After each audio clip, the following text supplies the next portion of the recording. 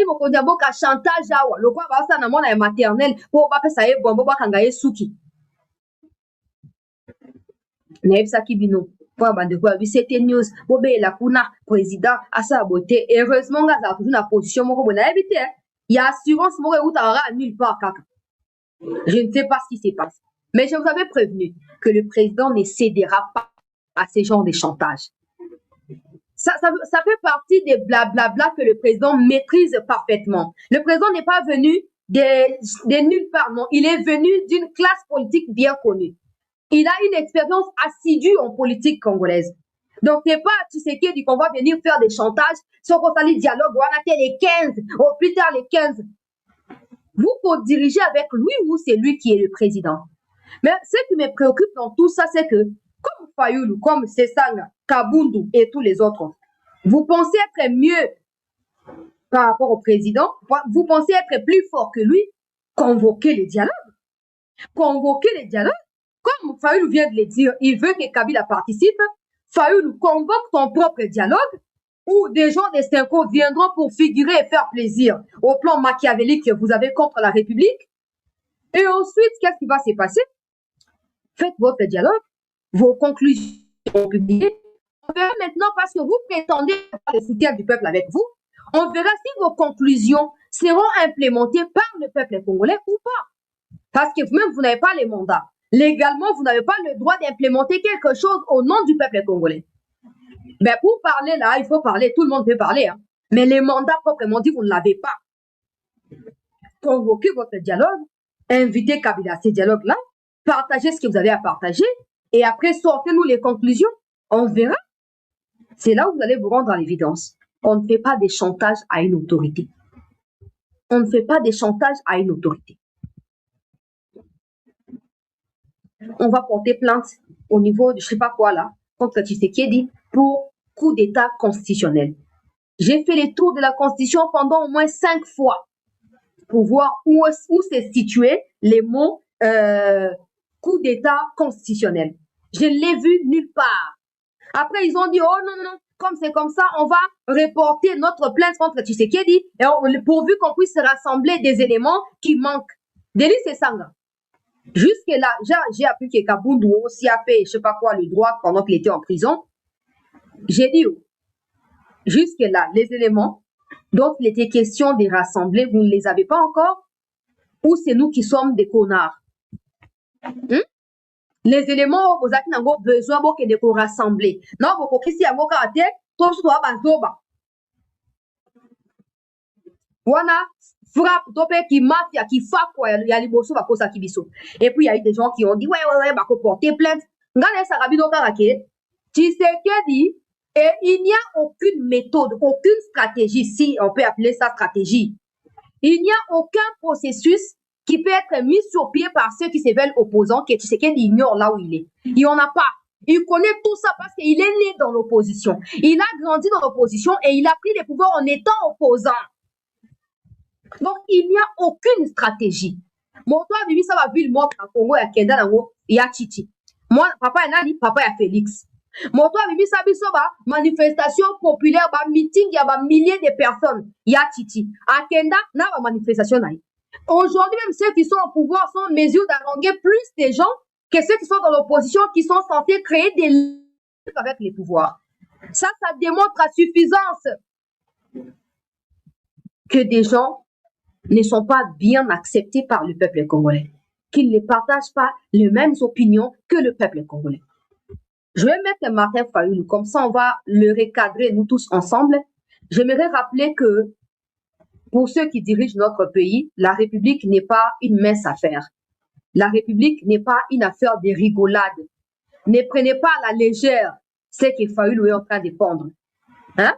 Fayoulou prend beaucoup trop des ailes, mais on sait que... Joseph Kabila. On sait que de temps en temps, Fayoulou bouffe aussi. Alors, il veut faire croire à ceux qui sont naïfs que voilà, je suis ceci, je suis cela. Tu n'es pas ce que tu dis. Tu n'es pas ce que tu prétends être, monsieur Martin Fayoulou. Vous qui nous dirigez, je ne sais pas si vous réalisez le fardeau que vous portez en dirigeant notre pays. Dans aucun pays au monde, la démocratie se déroule avec autant de désordre que c'est le cas ici au Congo. Dans aucun pays. Il n'y a que chez nous où la définition de la démocratie est assimilée aux insultes, aux mensonges, au libertinage d'expression, à la prise des armes contre le pays. Il n'y a qu'au Congo que tu verras ça. Il n'y a qu'au Congo que tu verras ce genre de pratiques. Tout ça parce que ceux qui dirigent ne prennent pas en compte le fait qu'ils sont là, pas pour rigoler, mais pour accompagner des milliers de Congolais qui sont éparpillés dans les mondes. On ne peut plus cautionner ces genres de balivernes qui sortent de la bouche de Martin Fayulu. Ou c'est nous qui sommes des cons, dites-les nous, on va arrêter, on va passer à autre chose. Joseph Kabila a été condamné à mort par la justice congolaise. Kabila est condamné à mort. Corbeil Diamba est condamné à mort. Les Américains ne sont pas nos amis. On peut blablater ici comme on veut dans nos plaisirs. Aujourd'hui, on dit ceci, demain, on change. Les Américains, quand ils mettent un accent sur quelqu'un, c'est évidemment parce qu'ils en ont les éléments. C'est parce qu'ils ont les preuves. Ils ont toutes les preuves. Quand ils ont dit on sanctionne Kabila pour implication dans les massacres des Congolais aux côtés de l'armée rwandaise et le M23, c'est pas parce qu'ils ont quelque chose à voir avec les visages rwandais de Kabila, non. Non, c'est parce qu'ils ont les preuves. On sait tous comment on a des difficultés à coacter dans l'endroit pour avoir l'information dans Boka. Même nous, même à Kinshasa, là, on sait comment c'est difficile pour obtenir vraie information. Maintenant, dans les milieux ruraux, les Américains ont tous ces moyens-là. Ils utilisent les églises, les sociétés civiles, les ONG, tout ça pour avoir l'information. Quand ils te disent que Kabila est avec les Rwandais, on ne doit plus tergiverser. On doit s'atteler à ça. On doit s'appuyer sur ça. Kabila a tué des Congolais. Il n'y a pas que pendant l'agression rwandaise de 2025 ici, non. Non. Parce que si j'étais en face de Martin Fayulu, la question que je lui aurais posée, serait celle de savoir comment Kabila a dit qu'il a combattu les M23 de 2009 jusqu'à la fin de son mandat, et aujourd'hui il est avec lui. Fayulu a répondre. Fayulu veut se moquer de nos morts. Fayulu veut cracher sur les génocides des Congolais. Alobi, un autre vidéo qu'à la mérité. Alobi Kabila, il faut être dans un dialogue pour expliquer pourquoi Zuma. Mais Martin Fayulu, ceux qui ont pris les armes, hein, ceux des Congolais qui se sont associés aux Rwandais de Makenga, Bissimo et les autres, ils sont à Doha.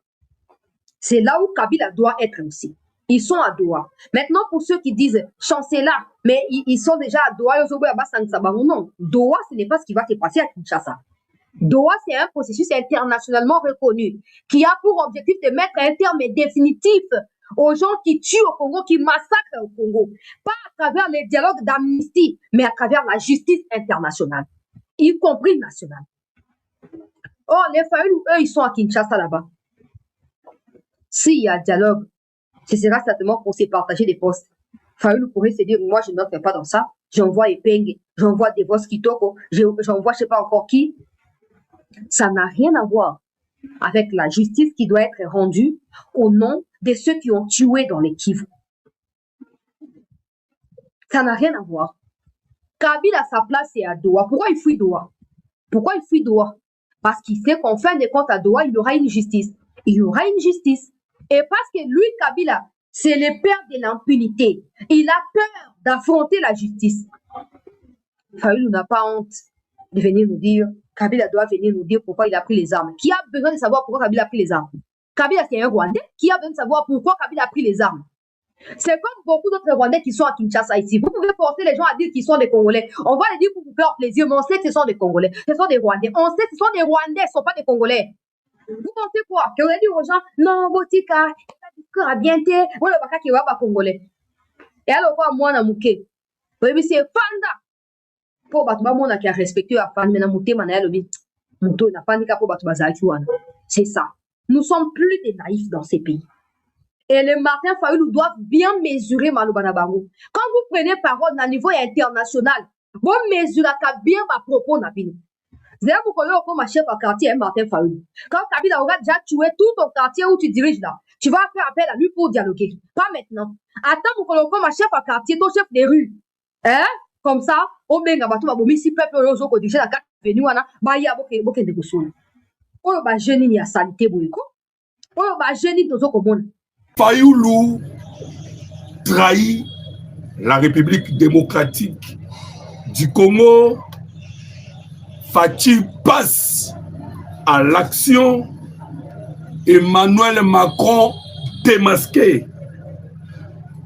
Ba américain na Uvira ni nezali kolekana. Mbote na bino ba papa, mbote ba mama, mbote na bandeko ba Congolais nyonso de partout. Bino ba ebozali kolanda biso en ce moment na chaîne na bino, chaîne na biso. Bandeko ba Congolais tozana esengo uya kobeta elongo na bino masolo o Italie, la République démocratique du Congo, mboka ya papa, mboka ya mama. Bandeko to na ba bonne nouvelle oyo tozo solola elongo na bino na kati ya émission. Awa bokoyeba mboka euti wapi, toza wapi, tozo kende pe wapi. Tozo beta masolo bandeko. Bokoyoka na kati ya émission. Tito Rutaremera. Tito Rutaremara. Voilà. Et James Kabarebe tombe dans le piège de Félix Antoine Tshisekedi Tshilombo. Tozo beta masolo. Bandeko ba Congolais, je vous dis que le mois de août, ezali mois d'enfer pour Nabayi Rwanda, mois d'affaires. Alors beaucoup yango awa na kati ya émission ndenge mois d'août c'est un mois d'enfer. 21 jours il y a Paul Kagame Uta Kenda bandeko ba Congolais na Europe.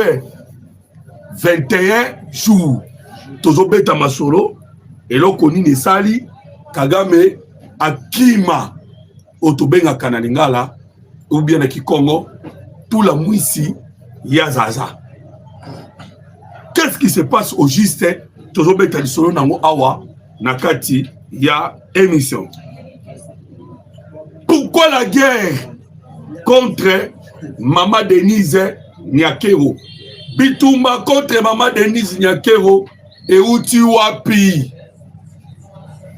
Awa réseau autobengaka TikTok bango tout Mama Denise Nyakero, Mama Denise Nyakero, Mama Denise Nyakero tozo beta la bino solo boyeba bisika bitumba ya Mama Denise Nyakero et uti bandeko ba Congolais. Kaka tangu Mama Denise Nyakero a lancé la pétition contre ou toloba pétition pour les génocides congolais, Malamoko bitumbe bandi et des Congolais inconscients bazoye bate tozo solola toke na ba détail bokoyoka la décision o euti kokweya et pas ya mokonzi ya Sesak na kombo ya Christian Bosembe bokoyoka yango pe awa na kati ya émission. Tozo beta pe lisolo awa bandeko ya bataille diplomatique. Tozo ça qui bino que le président Tshisekedi a tiende mbo na se. A tiende mbo na se. A opté na bitumba politico-diplomatique. Mokozamboka lobi bitumba oyo kobundama na bamwa oyo tokobunda kaka bitumba diplomatique na politique. Alors voilà pourquoi Atiende Monase a eu la loi référendaire ou c'est comme que panaye et tikala kaka zwa mukoloto a signé mais a préféré a zwa cette loi référendaire a zongisa yango et pas yabayi Assemblée nationale. Alors bandeko ukoyoka pe lisolo yango awa na kati ya émission. Donc tozo senga na bino déjà to aimer émission, to commenter, to partager. To aimer émission, to commenter, to partager. Pourquoi to aimer, to commenter, to partager? Tozi ba révélation. TikTok azotala ba savant bazali ba to réseaux sociaux nyonso bazotala. So ba monika ke contenu wana ezali dans le sens il y a auto benga patriotisme et so que dans le sens il y a défense ya nation parce que boyebi que nous sommes en guerre toza nango ezali guerre ya ba multinational omoni ba kolo réseau auto salak YouTube, Facebook, Twitter, TikTok ba salela kaba dispositif électronique et majorité et outaka na République démocratique du Congo. J'ai fait des expériences bande koba congolais au travers de mon compte TikTok. Son azwaki élément on a expliqué bande koba congolais comment co-signer la pétition pour que la reconnaissance du génocide congolais et ça la mamukil mobimba ba diminuer visibilité nango. Je vous dis, ils ne veulent pas que obtenir le statut de victime, soit la reconnaissance du génocide congolais. Balingiamote. Badimnenga imbalamako visibilité. Voilà tout ce qu'on a bino baibo kolanda biso. Ce qui koti aimer kake misosala des gestes on a zoloba. Aimer après aussi si qu'on aimer commenter bonjour. Comment bonjour? Voilà ce qu'on on va obliger ba robot ya ba chaîne na bango basa nini batindika vidéo pour qu'on ait notre ayoka situation ya mboka na ye pande boyo kasko makambo zo lekana ya liboso le président Tshisekedi a parti ya Gabon après 6 réponses. Alors boyoka mokozamboka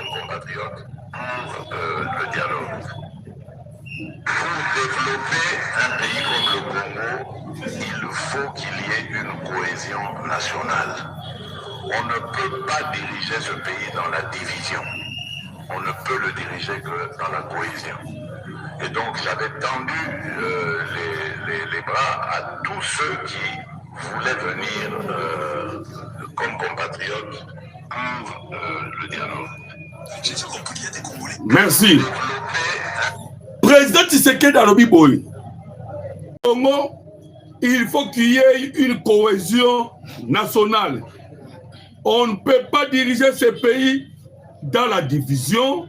On ne peut le diriger que dans la cohésion. Et donc, j'avais tendu le bras à tous ceux qui voulaient venir comme compatriotes pour le dialogue, a déclaré le président Félix Tshisekedi devant la diaspora congolaise au Gabon.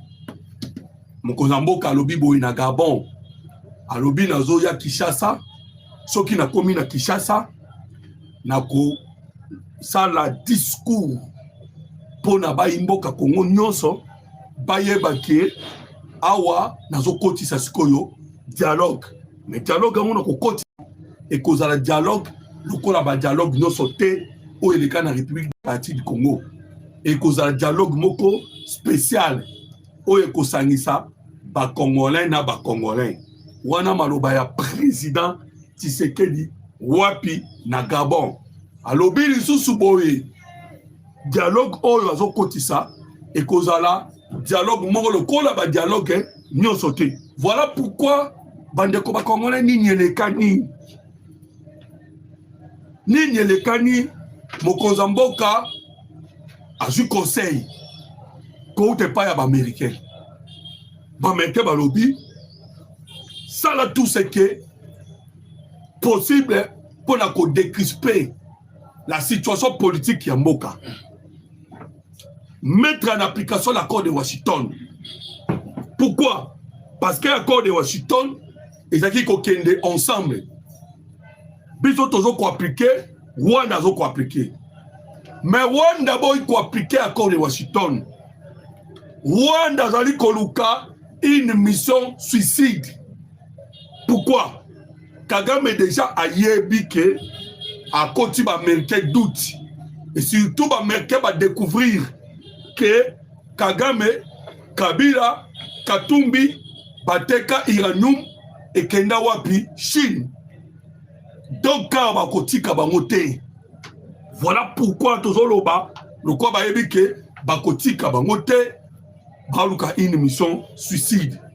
Alors, le président Tindi Alobil Kamwa dialogue, Bango Baboy dialogue. Alors, Boyo Kasikoyo, position déjà ya Bayi opposant. Wana Koroba Bango Baba, Bananga, la guerre contre les grands Katanga, Namikolomi Bale Oyo, Boyo Kananga. Bango tout, Bayobiga Marki Wana. Yokananga, Nanga Robi Boy. On ne peut pas stabiliser Minembwe à partir de Minembwe. On ne peut pas stabiliser Minembwe à partir de Minembwe. La stabilité de Minembwe doit être garantie non simplement à partir de Goma et de Bukavu, mais aussi à partir de Fizi, Baraka, Uvira, Kalemi, mais surtout de Kolwezi et de Ka. Uvira, Kalemi, Lubumbashi, Kolwezi, visé par AFC M23. Donc, Bango Balobi il faut passer à l'opération. Pour protéger Minembwe, il faut pas kende kuna. Pakota, na ba territoire ya Katanga. Ne ba ko protéger Minembwe. Pourquoi Minembwe? Parce que pour na bango, Minembwe zali capitale mondiale. Il y a Empire Imatuti. Capitale mondiale, il y a Empire Imatuti. Ce qu'on représente, c'est que la souki si maïli. À mettre en application l'accord de Washington. Totali à tête nenge, accord Washington et lobby simultanément.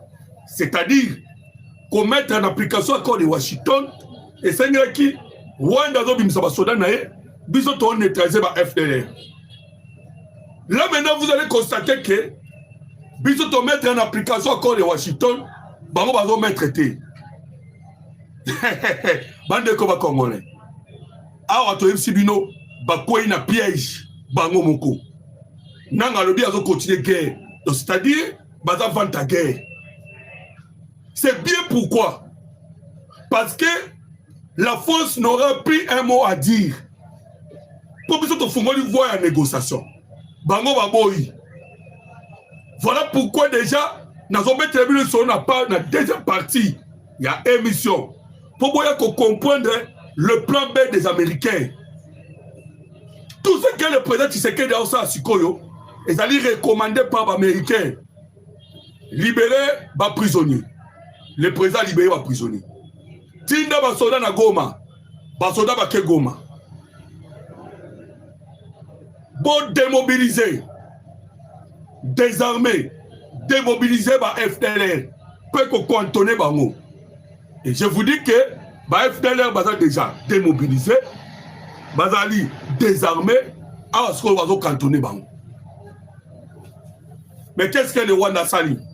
Il a coûté rien.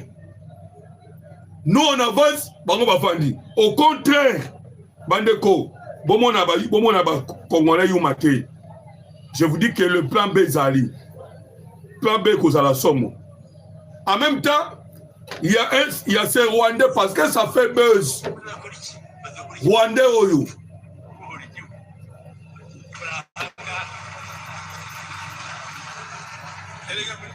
Ezolo baba mkili mobimba. Rwandais ou Alobinini. C'est un Rwandais. Voilà pourquoi on a connu ça dans le titre que Tito Rutaremara et James Kabarebe. Basanini, ils sont tombés dans le piège. bakwei na piège. Bakwei na piège. Tito na James Kabarebe bakwei na piège, bazolo banine. Balobi boy. À travers le discours de James Kabarebe et les propos de Tito Ruta Remara. Voilà comment Tanguy Kombo, James Kabarebe, na Tito, Bangomi Bale, Babomi Kagame. Pourquoi? Bango Bazaki Kolobanine. Kagame Bazaki Kolobake, na Okota na Congo, pour il y a des FLR. Skoyo, na minute Oyo, les deux bateaux à l'obi non. Langage na bango vidéo na toche la bino. Bango ba l'obi boy. Banyamulenge, ba kendeti, ba boto la pouvoir, ba diriger Congo. Donc, c'est le retour au pouvoir de Banyamulenge.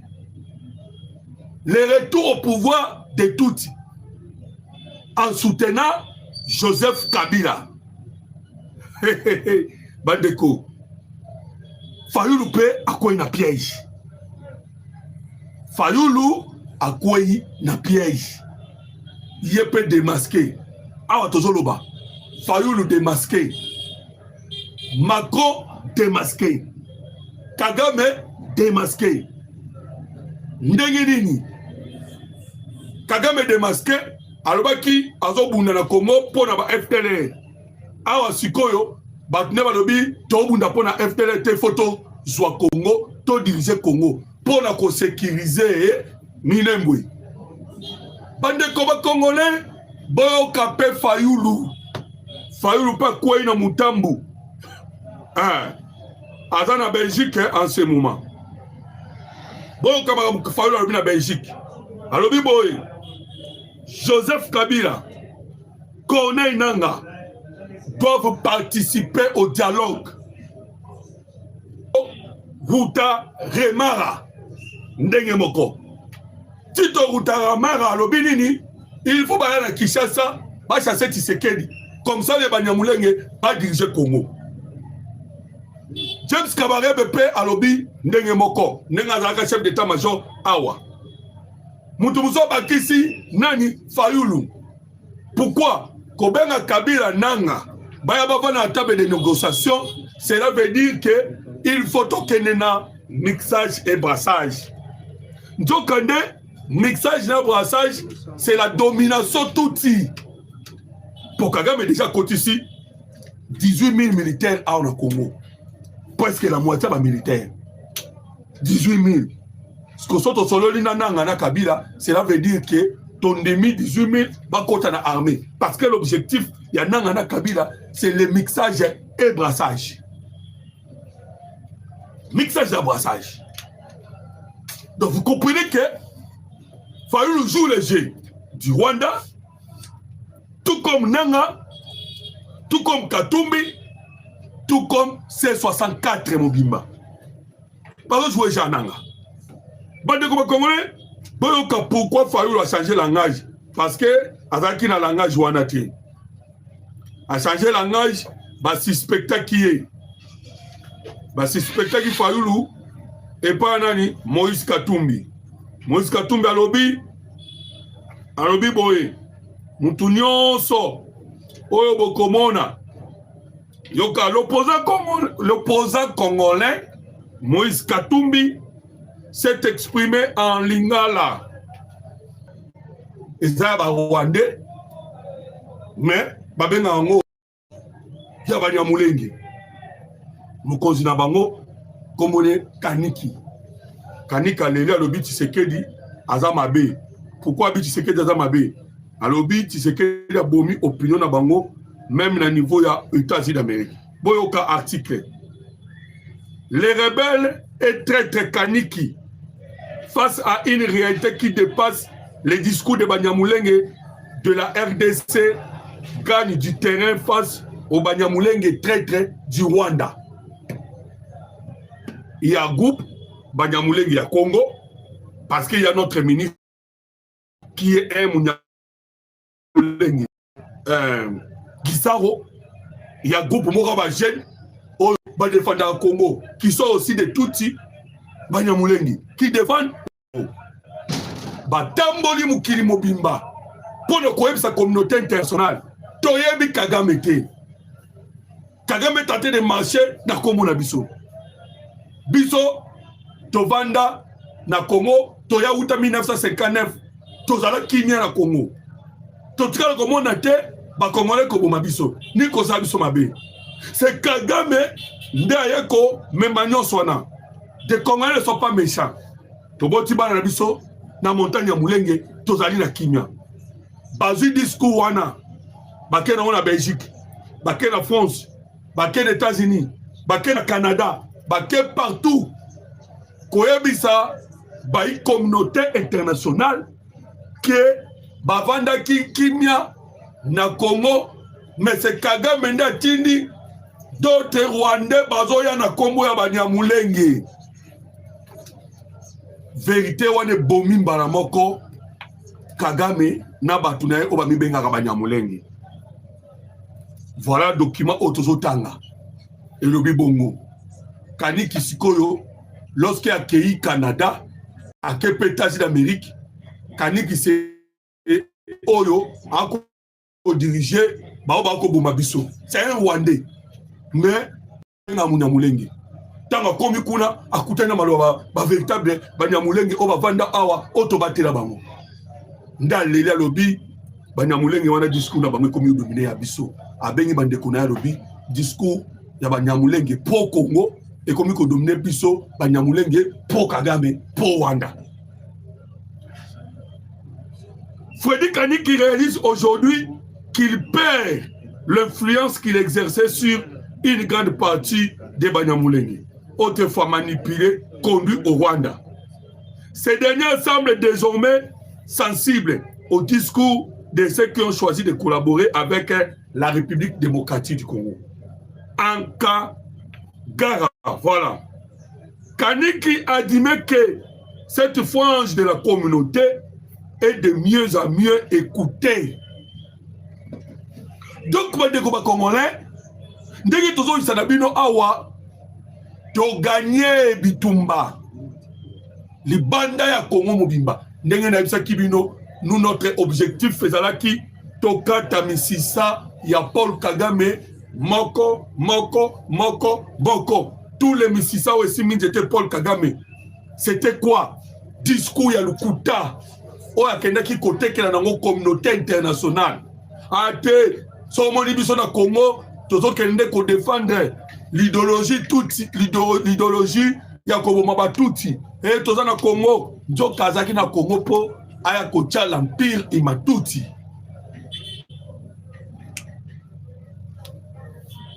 Empire imatuti na uti kotia la bino Tito utaremara awa karate ndenga isa Banyamulenge projet ya empire imatuti nde bazaki nango mais askoyo ekweyi complètement. Alors bandeko tobeta sko lisolo ya Paul Kagame minini awa tozoloba deux Paul ont disparu.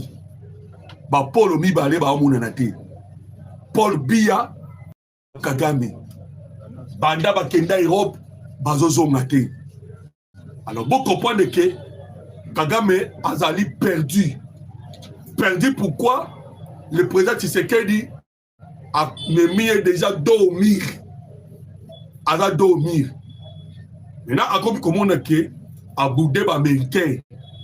Parce que l'accord de Washington est signé avec les États-Unis d'Amérique. Ce qu'on accord est signé les États-Unis d'Amérique. Namalobaya Marco Rubio.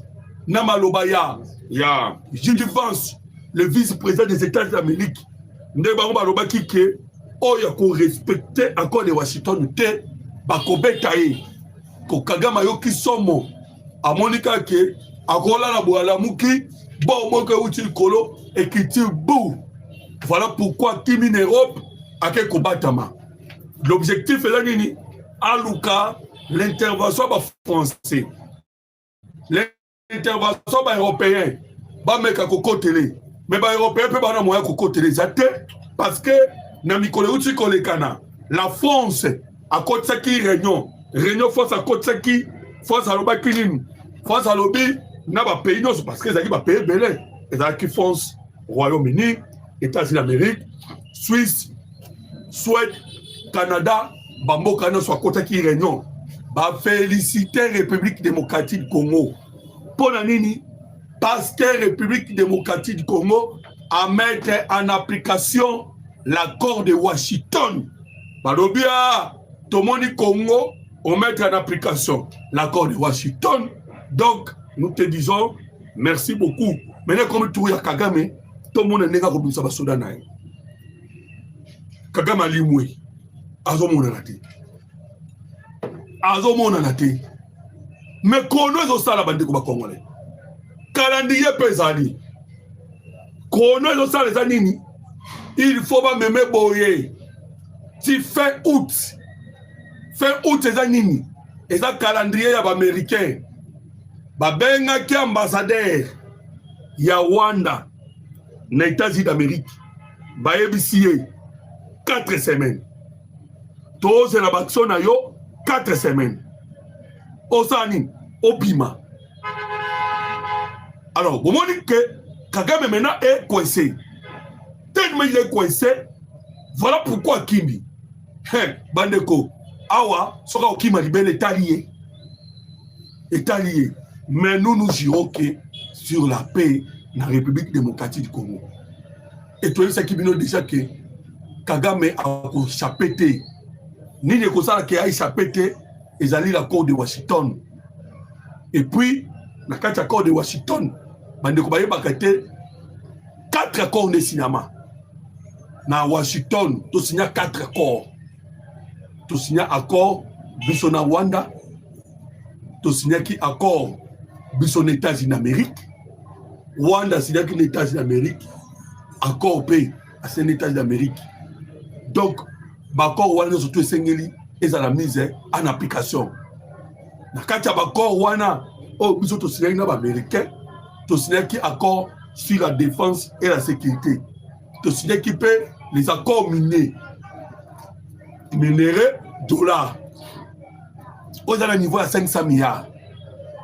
Minéraux, dollars, aux à niveau à 500 milliards. Nous, c'est Sengeli, et la mise en application. Alors, l'Américain, Mninga Donald Trump, à côté qui a mis Kanda, pour que il y ait exploitation, il y a mine de Rubaya. Côté au père américain, Moussou, à côté qui a mis Kanda, pour na quoi Kotonga, centrale de Rouzizide. Pour na coura ou éco-servi République démocratique du Congo, Rwanda na Burundi. Koto pe ba Bill Gates bachaki mbongo. Des milliardaires américains bachaki mbongo. Ba milliardaires américains noso bachaki mbongo bazaki ka kozela. Bazozela nini? Na ba mbongo wana surtout bache ba ko exploiter ba ko sa musala. Donc vous comprenez que Kagame est entre le marteau et l'enclume. Eric Prince, c'est ce qu'on a ouvert. Eric Prince, na ouvert. Bandeko, on a plan B. Na plan A déjà, aussi boyoki. Toujours mettre en application encore. Plan B, ça pour na baba koboya. Eric Prince, ça y est déjà. Wapi, azana ouvira. L'objectif est ça. L'objectif est ça que n'engaye ouvira, faut pénétrer. À côté de Burundi, là où il y a la base, na bango musu na Burundi, il y a ba Blackwater. Na Burundi. Quand on peut na Rwanda, ça ne marche pas. Ils ont marché. Kagame ba arrestation. Kagame kokoi sabatu na Rwanda. Ça ne marche pas bandeko ba Congolais. Donc, tous les signaux montrent que Makambu et Sili. Voilà pourquoi on dit les Français batali.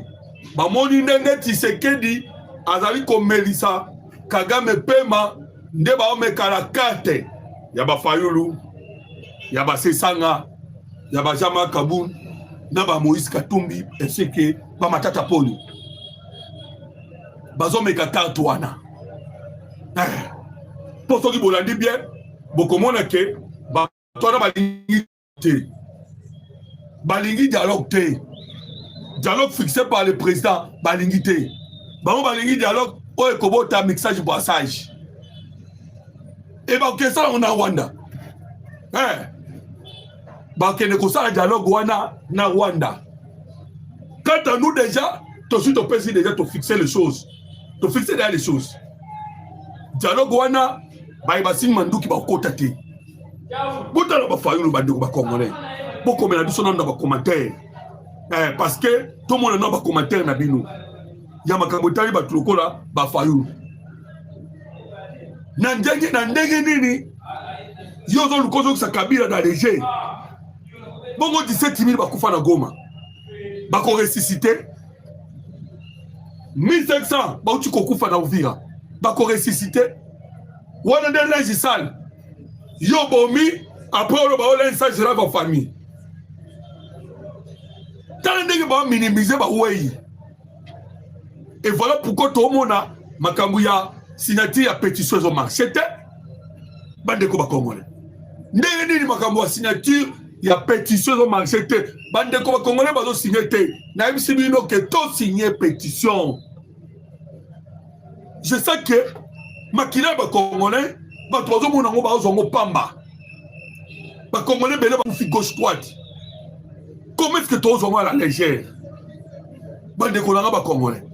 Vous voyez ba tuloko ba fayulu ba lo ba pe Kabila ya nangaya bato asimi manduki donc Kabila ya nangaya nga peso ke asimi manduki lobi nango ba nga pela ya yo peso asimi manduki lobi nango ba yo po ya.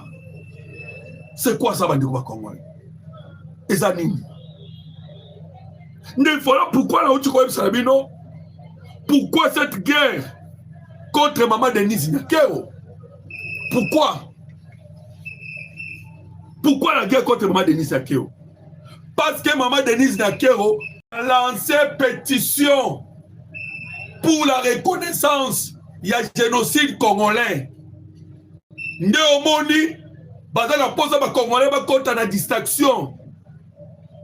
Ba contre la distraction de sorte que pétition est à la voter ou tolo ba signer. La haine contre Maman Denise Nyakero. Et les Congolais, maman wana, bah tu vas signer pétition. Njokande, pétition, tu vas signer, c'est la vie ou la mort pour la Banamboka Congo. Si tu signes pétition et que tu commis 2 millions de signatures, Mbanamoko, le président Tshisekedi a comme ordonnance à reconnaître Baoui Nabiso. Et ça dit tester. Autre que ça, pour la Moukili Mobimba. Bayeba, ce qui réellement, Bissomoko te défendre. Baïba oui, on va koufina esa Congo, Nandela ya Basasi, Nandela ya Nzala. Pourquoi? Parce que Babotamaki, Namabele, on a Senango, il y a les minéraux. Voilà maintenant, Maman Denise Nyakero a lancé une pétition, TikTok et la Mouki. Makelele, pour être troublé. Dans l'envoûtement, bah quoi envoûter, bah peuple congolais. Envoûtement. Donc, quand on a signé une pétition, tu comme 2 millions de signatures, Mbanamoko. Et qu'on pousse le gouvernement congolais à mis sur ordonnance à signer. Reconnaissance, il y a génocide congolais. Tu le sur la Bitumba, tu es un directement en Afrique. Tu convaincs que le pays voisin tout. Bango pe bandimi. Tu le Bitumba en Afrique, tu es un directement en Europe. Bayi européen bandimi, bayi américain bandimi. Déjà, coup de Donald Trump pas d'accord. Dans le Cambodge, génocide congolais. Pour yem taper sibiso, nombre à 20 millions de morts. Mbalamoko, communauté internationale, andimi, que bakoma na Congo. Voilà Mbalamoko, Congo est comme un pays victime.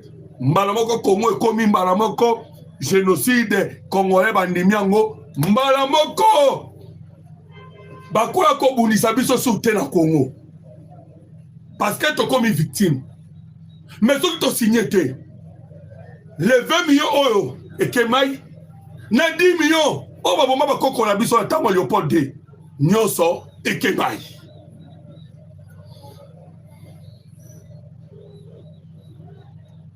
Bande Koba Congolais. C'est ça la réalité à Kamoué Kodekana, en République démocratique du Congo, dans le moment où tu es Masolo.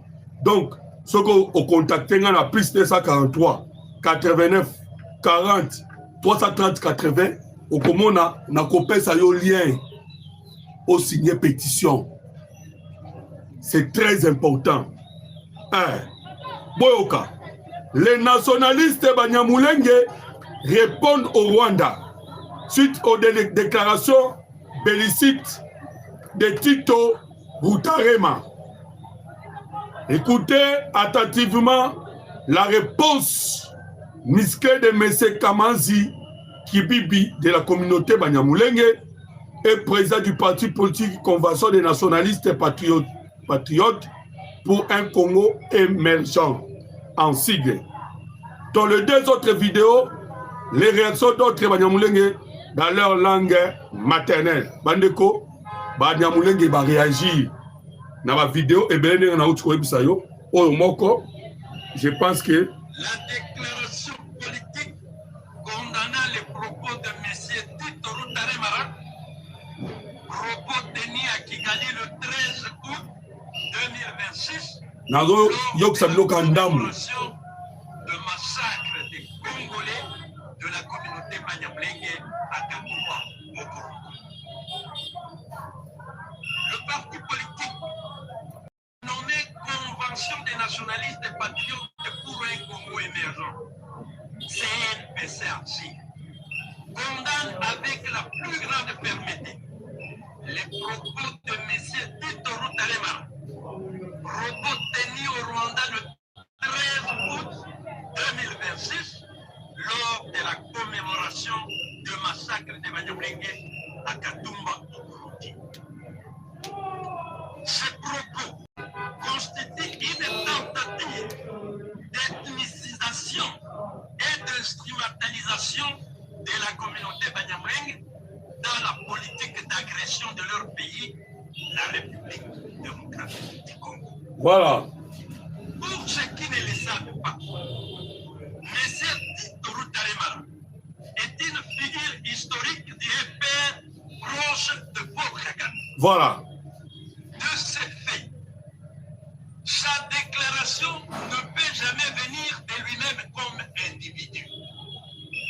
C'est une déclaration qui engage la République du Rwanda et le monde entier doit la considérer en tant que telle.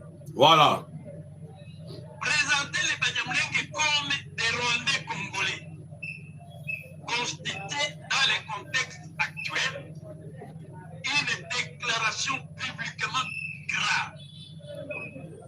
Elle vise délibérément à entretenir une confusion entre individus, entre identités ethniques pour s'en servir dans l'agression qu'il mène contre la RDC. Voilà. Moi, je tokutana na groupe pour boyoka. Boyoka réaction mususu.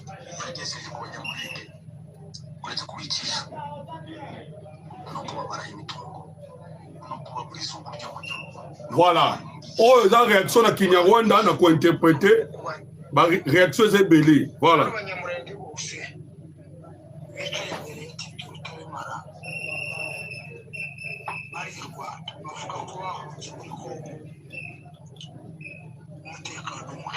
Oh, au président la Kinyarwanda nazo ko interpréter.